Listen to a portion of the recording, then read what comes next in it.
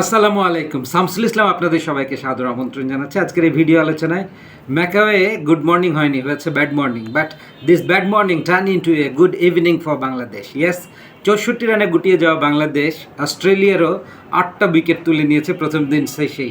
একই দিনে 18টা উইকেট পড়েছে ম্যাকায়ের এই পিচটা কি মিরপুরের ধানক্ষেতকেও ছাড়িয়ে গেল কিনা? উপমহাদেশে কোনো পিচে এই ধরনের ঘটনা ঘটলে কিন্তু হইচই পড়ে যেত সেনা কান্ট্রিগুলোতে বা বিশ্ব ক্রিকেট পাড়ায়। হাওয়ার বাংলাদেশ তাদের সর্বোচ্চটা নিংড়ে দিয়েই লড়াই করেছে, জানতো এরকম মরণ কামড় অস্ট্রেলিয়া দেবে, তাই বলে এতটা টসটা হেরে গিয়েছিল শান্ত। স্বাভাবিকভাবেই এরকম বোলিং দুর্গে ওরা বোলিংটাই বেছে নিয়েছে। আর আমাদের 0 রানে যখন প্রথম উইকেট পড়ে যায়, 9 রানের দ্বিতীয় উইকেট, 10 রানের মধ্যেই 4টা উইকেট নেই, তখন কিন্তু লিটন মুশফিক কাছাকাছি ছিলেন। এই দুজনের মধ্যে একটা জুটি দাঁড়িয়ে গেলে সামহাও বাংলাদেশ হয়তো মুক্তি পেত, মানে পরিত্রাণ পেতে পারত। তা হয়নি। মিরাজ চেষ্টা করেছিলেন, সর্বোচ্চ 51টা বল খেলে তিনি 11 রান করেছিলেন। দলের সব টপ স্কোরার শরীফুল 14 রান করেছেন। এছাড়াও 10 রান করেছেন হাসান মাহমুদ, তাইজুল করেছেন 11 রান।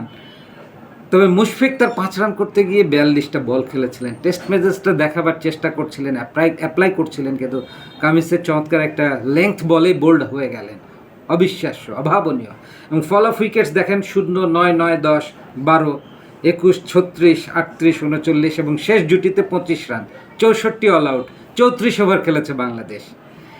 এই যে আজকের এই ইনিংসটা দেখে কিন্তু আমাদের মনে পড়ছিল যে 26 নিউজিল্যান্ডের সর্বনিম্ন টেস্ট টোটাল, কিংবা ইন্ডিয়ার 36, এইগুলো যেন আমরা পেরিয়ে যেতে পারি, বা বাংলাদেশের নিজেদের সর্বনিম্ন টেস্ট টোটাল যেটা 47 ছিল সেটাকেও ছাপিয়ে গেলাম। তখন খানিকটা স্বস্তি এসেছিল, কিন্তু 64 নিয়ে আর যাই হোক লড়াই তো করা যায় না। 10 মিনিট বিরতি দিয়েই টিয়ের আগে ব্যাটিংয়ে নেমে গেছে অস্ট্রেলিয়া। 22 রানে তাদের উদ্বোধনী জুটি ফেলে দেওয়া সম্ভব হয়েছে। অস্ট্রেলিয়া ফাইনালে 165 রান করেছে, 8 উইকেট হারিয়ে, 40 ওভার ব্যাট করেছে তারা।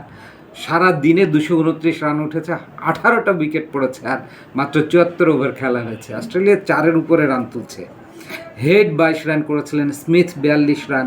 তবে ক্যামেরন গ্রিনকে ক্রেডিট দিতে হয়, এইরকম বোলিং দুর্গে বোলার্স ডেটে তিনি 51 রান করে অপরাজিত আছেন, 81টা বল খেলেছেন। সঙ্গ দিচ্ছেন নেথান লায়ন 10 রান করে। এক্সট্রা খাতে কেন বাংলাদেশি বোলাররা টেস্ট ম্যাচে 22টা রান 40 ওভারের মধ্যে দিয়ে ফেলবেন, এ একটা বড় কোশ্চেন। এখানে এক একটা রান তো খুবই গুরুত্বপূর্ণ। রান যে মাত্র 64 করেছে, তো আগামীকাল দ্বিতীয় দিনে পরের দিয়ে 2টো উইকেট অস্ট্রেলিয়ার আছে, এই 2টো উইকেট চট জলদি ফেলে দিতে হবে, আর মাত্র 20 রানের মধ্যে ফেলতে হবে।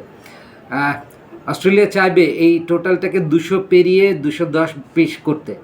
আমাদের উদ্যোগ থাকবে 180-82-র মধ্যেই যেন অস্ট্রেলিয়াকে প্যাকেট করে দেওয়া যায়, ওদের লিডটা যেন 120-30-এর বেশি না হয়। রাইট নাও 101 রানের লিড, এবং নিজেরা এসে প্রথম ইনিংসের ভুল শুধরে নিয়ে পিচটা অনুকূল হয়ে আসবে, কন্ডিশনটাকে পরখ করে কঠিন চলবদ্ধ সংকল্পে সুন্দর ব্যাটিং যদি করা যায়, যেটা আমরা ডারউইনে 426 করেছিলাম প্রথম ইনিংসে, ওইরকম একটা টোটাল যদি এখানে বাংলাদেশ নিজেদের দ্বিতীয় ইনিংসে খেলতে পারে, আর অস্ট্রেলিয়ার লিডটা খুব বেশি বড় হতে না দেয়, 130-এর মধ্যে আটকে দিতে পারে, এই ম্যাচেও বাংলাদেশের জন্য সম্ভাবনা থাকবে।